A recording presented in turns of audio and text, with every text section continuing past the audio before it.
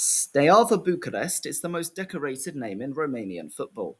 They are the reigning champions after winning the 24-25 Superliga title, extending their record to 28 Romanian crowns, 10 more than the next, cross-city rivals Dinamo Bucharest, with whom they compete the Eternal Derby, the biggest match in Romania. They are the only domestic club to play in Romania's national stadium, and count Gheorghe Hagi amongst its many distinguished alumni, having helped some of Romania's finest sons move on to European giants. In 1986, they had their best moment of all, when a team of entirely Romanian players stunned Barcelona in the European Cup final in Seville to win the most coveted trophy of all, the only Romanian team to win it, and the only Warsaw Pact country to ever do so as well. As Romanian champions, Steaua had the right to enter the Champions League this season, although given how far the country has fallen in the coefficient, they had to enter in the first qualifying round, meaning they were 4 ties away from the league stage, where Barcelona, the club they once vanquished in the final enter, and they had to play in mid-July against Interclub d'Escaldes from Andorra.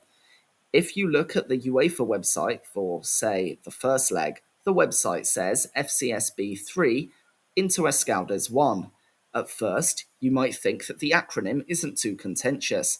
FC Steaua Bucharest, no different to Dortmund fans calling their team BVB, or the numerous social media accounts with various allegiances. FCB, THFC, ACM, CSKA. However, the more you look into it, you'll realise that, far from being just an acronym, Football Club FCSB is actually the official name of Steaua Bucharest now. The words Steaua and Bucuresti, the Romanian for Bucharest, are nowhere to be seen. The website is fcsb.ro, where it asks you to go to the FCSB shop. The badge just says FCSB, and you can even watch FCSB TV. A cringe attempt at a hip rebrand? Nothing could be further from the truth. In fact, they are banned from using their own name, with the abbreviation a legal loophole to keep any semblance of the old Steaua alive. The story leads you down a rabbit hole of post-Cold War politics, corruption, and state influence. This is how Romania's greatest football club lost its name. To explain this story, we have to go back 80 years to the dying days of World War II. I'm sorry if you're not a history nerd, but without this context, nothing will make sense. Romania historically was close to France, who were their main guarantor, but a secret part of the Molotov-Ribbentrop Pact gave the Soviet Union designs on their territory.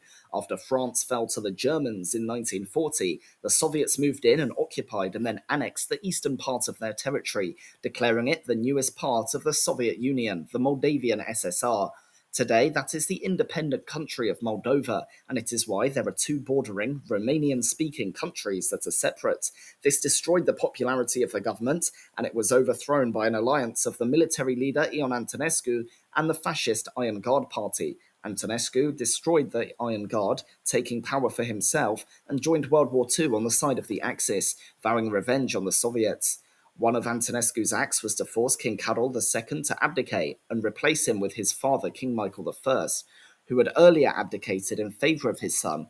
However, in 1944, with the Axis losing the war, Michael led a coup against Antonescu and then joined the Allies instead. After the war, the country was occupied by the Soviet Union, who would turn several East European countries into one-party states, completely loyal to the Soviets.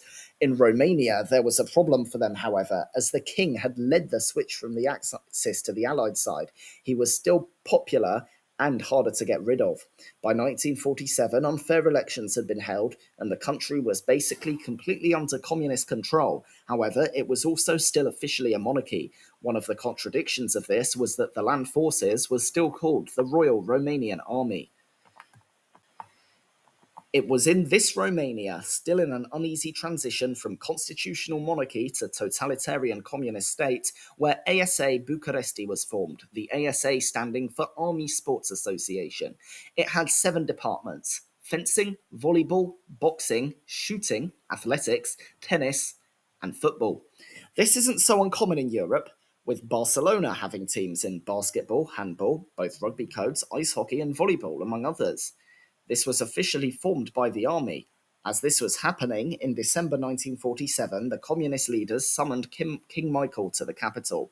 They took him to a building, surrounded it with communist troops, and cut the phone lines. They had written a document of abdication for him and forced him to sign it. The last thing limiting the communist power was gone. He would have no successor as the communist parliament declared the monarchy abolished, and the country was renamed the Romanian People's Republic. The other main political force, the Social Democrats, were made to merge with the Communists into a new Workers' Party, or PMR, while every other party was eliminated. The PMR wanted control over everything. There could be no individual, group, or association that was not subject to the state.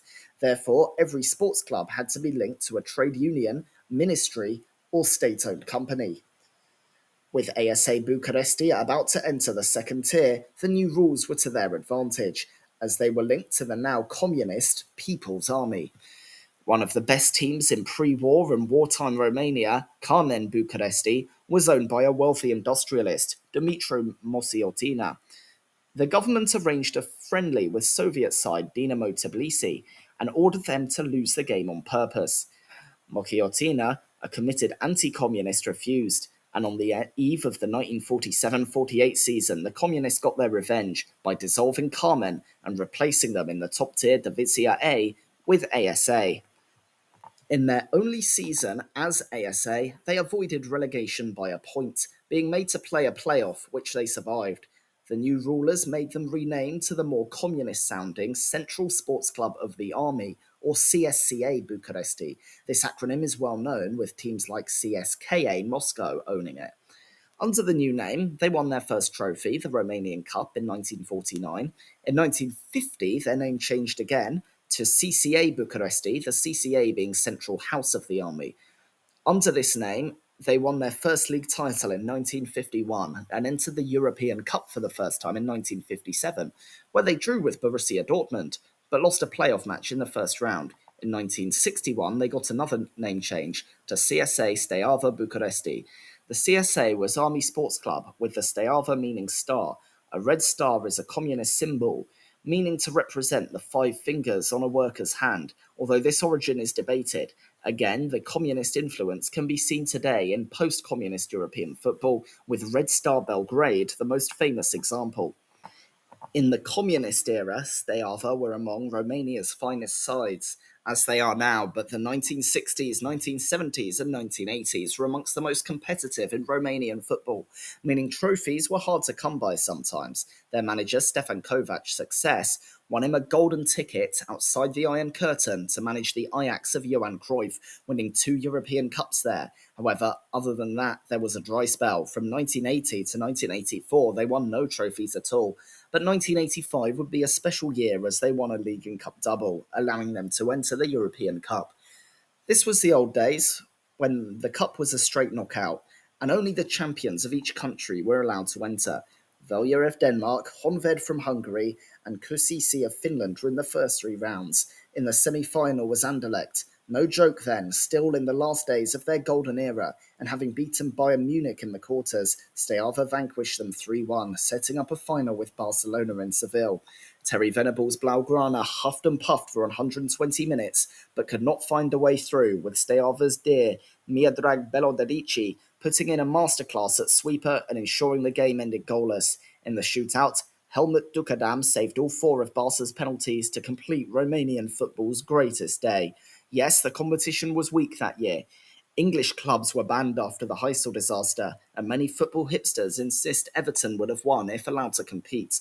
But that didn't matter to the citizens of Bucharest. The Steaua squad would dominate the rest of the 1980s in Romania and even make another European Cup final in 1989, although they lost 4-0 to the Milan side of Van Basten, Rijkaard, Hullit, Ancelotti, Baresi and Maldini. That year, Romania would change forever. In 1965, the communist leader George Georgiou-Dej died.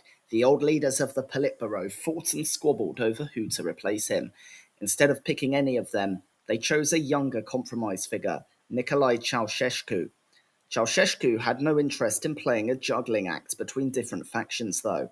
He wanted all the power for himself and got it. He even managed to turn Romania away from the Soviet Union, who had crushed its autonomy by courting the West. In 1974, he rewrote the constitution, removing the communist method where the party leader is the true boss, declaring himself president, a title associated with legitimacy in Western countries. Though part of the de-Sovietization was initially loosening some of the most repressive parts of the communist state, allowing some intellectuals to publish books and poems offering criticism, a visit to North Korea and China, who had also put communism on its own path away from the Soviets, made Ceausescu re-establish totalitarianism in their image in his July Theses of 1971. In 1989, Ceausescu was re-elected by the Communist Party, which he had given back its old name on taking power, for another term as leader. However, around him, the communist regimes had begun to crack.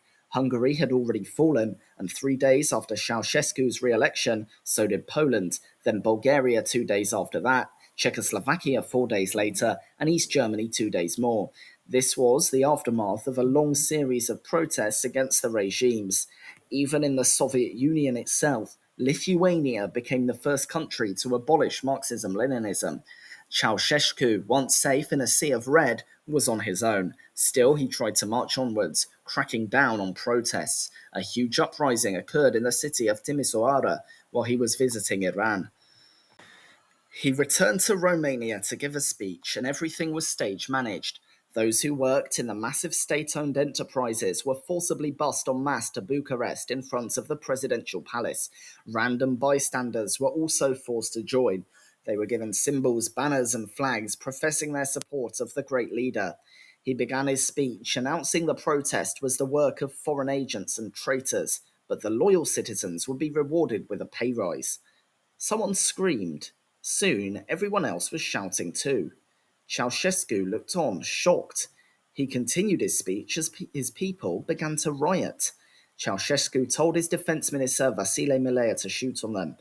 Not wanting to do it, he committed suicide, and his troops defected to support the protesters.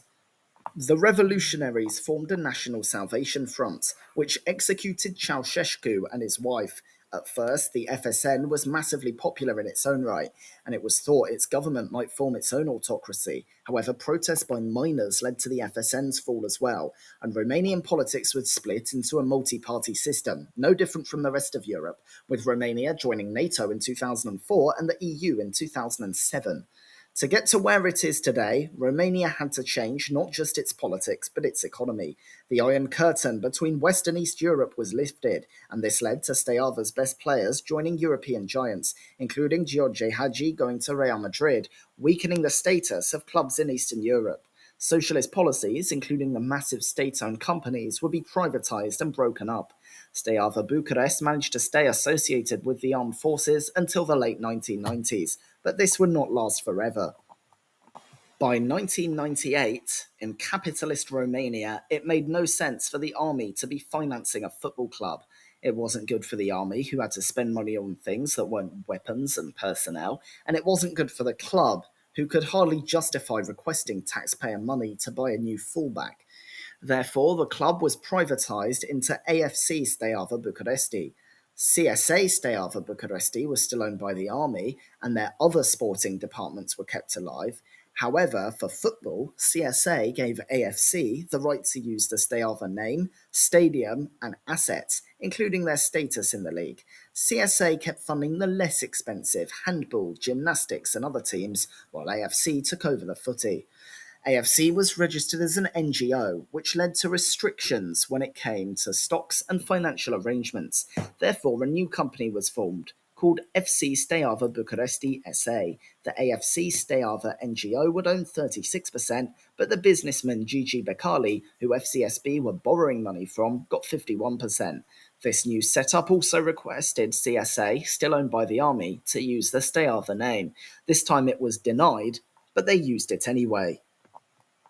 Becali's early spell at Steaua led to success. For the first time since 1993, they were playing European football as late as spring, reaching the UEFA Cup round of 16 after a win on penalties over Valencia, where they lost to Valencia's cross-city rivals Villarreal. With a decent spell on the pitch, winning domestic trophies, and also competing in Europe, in 2011 they were sued by the Ministry of National Defence in a Bucharest court. The local court dismissed the army's claim in 2012, but the army then went to the Court of Appeal. Again, the Court of Appeal signed with Becali Steaua in 2013, but the army still didn't give up. In 2014, they went to the High Court, which is Romania's highest court, which sided in the Army's favour. They had one surreal game where the scoreboard simply said hosts, and the word Steaua was erased from Romanian football when the club announced they would instead be renamed FCSB.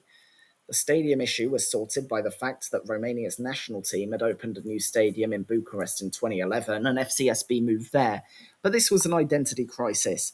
That famous word Steaua, in Cold War times a red symbol of the working class and communist power, now recoloured to Romanian yellow, was a trademark being fought over and lost by Gigi Becali, causing hundreds of thousands of fans to lose a word so dear to them.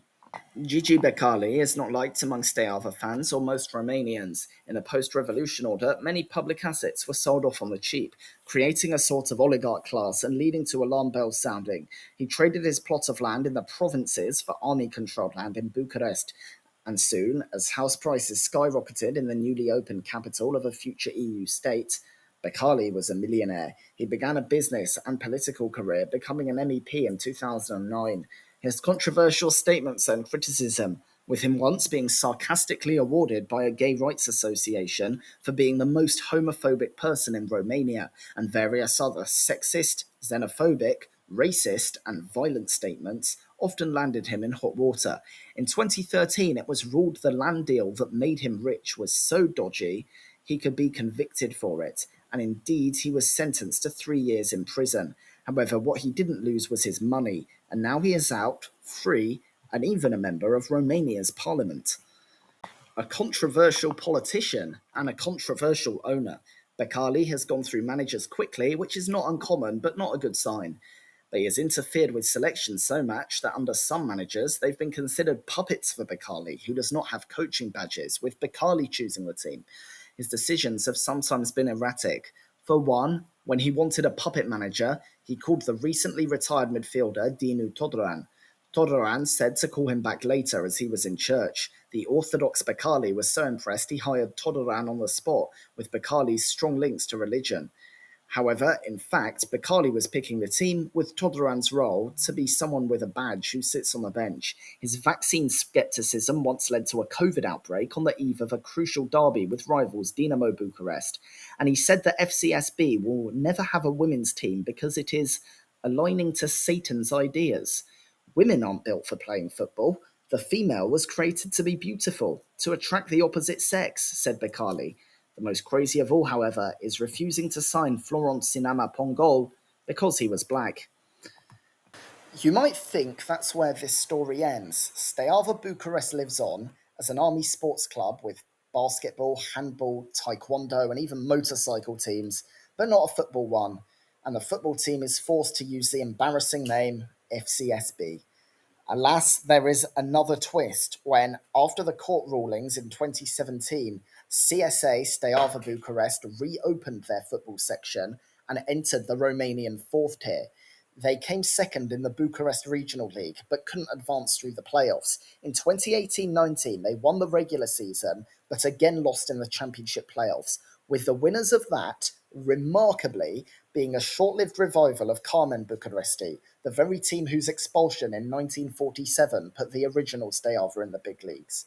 In 1920, a new format was unveiled for the fourth tier. Instead of the top four going to a playoff to win the regional league and then another playoff for promotion, the winner would automatically be the regional champions and go to a promotion playoff. Steaua won the regional league, then won their playoff games 8-1 and 6-0 to get promoted to the third tier, winning their regional division in League 3, beating FCSB's second team into second. They won both their playoff ties to go to the second tier, which is the lowest tier held on a national basis.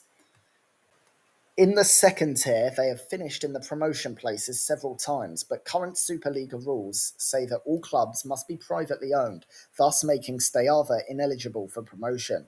Therefore, the main question could be, who is the real Steaua Bucharest? FCSB was a direct continuation of the old Steaua, keeping the players and UEFA coefficient, and are considered the true successor by the LPF, which is the Romanian Professional Football League. But have an enforced name change, the new Steaua has the name and the association with the army. Both claim the historic records, including the European Cup. What do the fans think? Well, most of the casual support decided to stick with FCSB, the team who regularly plays in Europe and fights in the top division for Romanian silverware. However, many of the ultra groups defected to the army-run Steaua, although a few have returned to FCSB, and a small minority consider neither to be the true Steaua and disbanded. What a crazy story, and not one that paints the nicest picture of Romanian football or society. And Steaua are not the only team to have been ruined by a cowboy owner. The national team was strong throughout the 1990s, reaching the quarter-final of the 1994 World Cup and Euro 2000. However, they have not qualified for a World Cup since 1998, and since Euro 2000 have only won one game in a now expanded Euros against a war-torn Ukraine in 2024. For a long time, match fixing was an open secret in a system known as cooperativa, dating back to communist times when matches would be rigged for propaganda reasons, for which Carmen were dissolved for ignoring. The Romanian FA is considered too close to the dodgy businessmen, politicians, and oligarchs, and more often, people who are all three, who have blighted the country's football. There have been a few other famous cases. Very famously, Astra Giurgiu knocked West Ham out of the Europa League for 2 seasons in a row in qualifying, leading to this infamous meme. We couldn't score against a fucking bunch of Romanian farmers, mate. It's a disgrace. I'm fucking disgusted, mate. I don't know what to say. I don't know what to say. Where does it change? But we don't need a striker, do we, David Sullivan, do we? No, we're happy with the fucking injury Croc Carroll. I used to twat, I don't want to play in that fucking Ecuadorian donkey twat. No, we don't need a striker. We couldn't score against Astra fucking Gugu. It's not acceptable. I can't. I'm so angry. However, in 2021, Ioan Nicolai, their owner, was sentenced to 5 years for money laundering, and the club limped on before folding in 2022. This year, a club called Mioveni went viral for being on minus 66 points, after they received several points deductions for unpaid wages, again due to a dodgy owner, who was also a local politician. In the 24-25 season, both Mioveni and Viitorul Dargugiu had to withdraw from the second tier due to financial issues. HITC7's made an excellent video on the topic, which you can search for if interested. Dinamo Bucharest, the other team in the Eternal Derby, have just survived economic issues after being taken over by a dodgy Spanish firm. Romanian football's web of nonsense has split Steaua Bucharest, but at least they still exist, with smaller clubs not so lucky.